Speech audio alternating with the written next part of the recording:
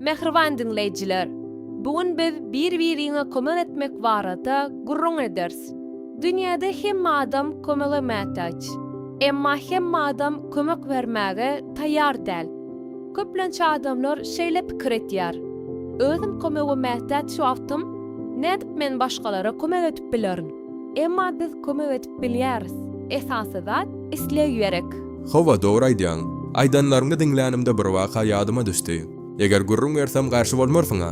Eger WAKA gepleşigmizden temasyna gabat gelýän bolsa, men garşy däl. Mikrofon amynny maksat. Bir gün men gatyga harlanyp seýilgäke geldim. Agazyň kölewesinde oturup, ýek özüm gamlandym. Beemek etmesinler dep telefonuma öçürip koydum. Hiç kim bilen gürleşesim gelmedi. Birden ka ýanyma kejizik oglanjyk ylgap geldi. Begensden ýa saatlikly gyýgaryp, "Seret, men näme tapdym?" diýdi. Men onu öň tanamaýadym. Ol elini ýapragy açan guljagyny tutup durdy.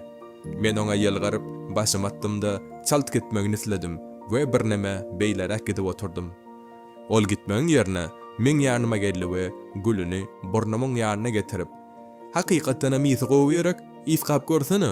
Men onu sana getirdim. Me, alsana," diýdi. Guljagat guran oto meňdeýärdi. Oglanjygyň hereketleri maňa yaramasa-da, men gül alma üçin elimi uzatdym. Bolmasa ol ýanymdan gitjegmeýärdi. "Gowa, hakykatdan hem gowy bar eken" diýip men jogap berdim. Emma oglanjyk şonda da elini uzatyp durdy. Şol wagt men onuň kördügini, meni hem, gülü hem görmeýändigini bildim. Men damagym dolup, sandırayan sesim bilen ona minnetdarlyk bildirdim. Ol bolsa, "Munyň gymmaty ýok" diýdi de, durmuşymda nähil täsir galdyrandygyny bilmän oýnamaga gitdi. Men ýerimden butnaman oturdum da oýlandym. Gözü görmeýän bir oglanjyk meniň agazyň aşagyny oturandygymy nädip gördüke? Ol nädip meniň lapy keçdigimi duýup bildike? Mümkin ýüregi bilen duýandyr. Belki onuň ýüreginde arasy we biýigine göz bardyr. Men bu oglanjygyň üstü bilen meselenin başgalarda däl, özümde digine düşündüm. Ol fiziki gözleri bilen görmese-de, bütün kalby bilen tabiatyň nähili gözelligini gördi. Amen bolsa gözlerim görse-de körekenim. Şol wagtda men ýerimden turdum da, Hudaýyň beren gözelligine şatlanmagy, her bir kynçylyga garamazdan ähli zat üçin oňa minnetdarlyk bildirmegi karar etdim. Men gülis ganymda hakykatdan onu bägülüň hoşboý ýygy ýokdy. Meniň kalbymdan gara bulut siýrilip aýrylan ýaly boldy. Men özümi ýeňil duýdum. Kezijik bir oglanjyk nätan şu adamyň durmuşyny düýüp götürýütgendigini bilýärmike? Maksat gatygy WAKA. Meniň pikirimçe, näme üçin görüp, eşidip, sagdyn elli we ayakly bolup, başgalara ýagşylyk etmek beýle kyn. Eger ýagşylyk etsek hem bir gatlara hantama bolýarys. Bilýärmi gözel? Eger biz alimlerden bir zat hantama bolman, İsa'nın hatiretine kömek etsek, eden ýaşylamaz Hudaýdan gaýdar. Ilyas peýgamber bardak waka ýadyňdamy? Ilyasa Rabbim şu sözi aýan boldy. "Tur, Sidonyň Saripat galasyna bardy. Şol ýerde mesken tut. Çünki ol ýerde men bir dulhatyna seni imitlendirmegi tawşyrandyryn." Şeýdip Ilyas Saripata gitdi. Ol galanyň derbedesine geldi. Görse, ol ýerde bir dul aýal çöpleme çöpläp ýördi. Ol aýaly çagyryp oňa, "Maňa içmäge bir käse suw getiräý" diýdi. Ol aýal suw getirmäge barýaka, Ilyas onu ýygyny çagyryp, "Bir döwüm çörek hem alyp gelsene" diýdi. Ol aýal Ilyasa şeýle jogap berdi. "Men ediňe, haltanyň diýip bir goşaguç un bilen, golçada bir az ýag bar. Ine, men käzir öýe gidip, şol barja un bilen, özüm hem oglum üçin külçe bişirmek üçin çöpleme çöpläp ýörün. Biz onu ýeris, onsoň öleris." Ilyas oňa şeýle diýdi. "Sen alad etme, bar, öýüňe gitde çöregiňi bişir. Şol barja unuňdan sen öňürtü maňa bir keçijik çörek bişirip getir. Ondan soň unuň galanyndan özüň we ogluň üçin çörek bişirersiň.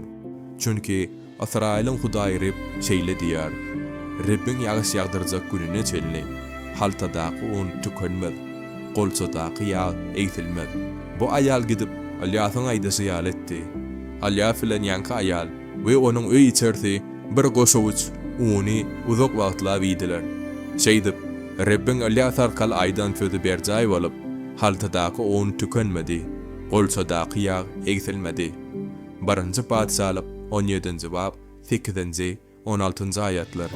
Şonuň üçin biz başgalara kömek etsek, Hudaý hukman biziň durmuşymyzda öz gudratyny görkezler. Mehriban dinleýijiler, hiç il kömek etmäge zatym ýok diýip ruhdan düşmäň. Eger İsa Mesih'e iman etdiýän bolsaňyz, onda siz başgalara doga etmek arkaly kömek edip bilersiňiz. Dogry, bilýäňmi näme? Biziň ýanymyzda bir ayal doganmyz bar. Ol dol galypdy. Iki çagan terbiýelep, gününi zordan dolandyrýan wagty rak keselini surady. Şeýle düýne garamazdan, ol hemişe ejemejäň edip, özüne nähil kyndyryny aýdyp diýenerdi. Ondan ejem ruhy çopan bilen gürleşdi. Ruhy çopan ejeme gow maslahat berdi. Ol imanly doganmadyň. 3 aýlap Hudaýyň sözüni okap, ol barada öz pikirini ýazmagyny, ýygnawa galman gatnap, başgalar üçin doga etmegini maslahat beripdir. Ýakyna bu doganmyz gaty üýtgedi. Ol öz saatlygyny biz bilen paýlaşdy. Haçanda men başgalar üçin doga edip başlanymda öz keselim barada pikir etmäni goýdum we özümi öňküden haf gowdyp başladym diýip gürrüň berdi. Hawa maksat, Hudaý adamy başarmaýan zadyny başarýar. Mukaddes kitapda ýene bir waka barada ýazylan. Bir gün Petrus bilen Yohanna öýlen faqat üçlerde doga dile wagt wadatxana ildiler. Şol wagt wadatxananyň odan diýen derwezesine bir doga bitdi. Otura adamy götürüp getirdiler. Wadatxana girýänlerden sadaka dileme üçin onu her gün şol ýere getirip oturtýardylar. Bu adam Petrus bilen Yohannanyň wadatxana girip barýanyny görüp, olardan sadaka diledi. Petrus bilen Yohanna oňa üns berip seretdiler. Soňra Petrus oňa bize seretdi.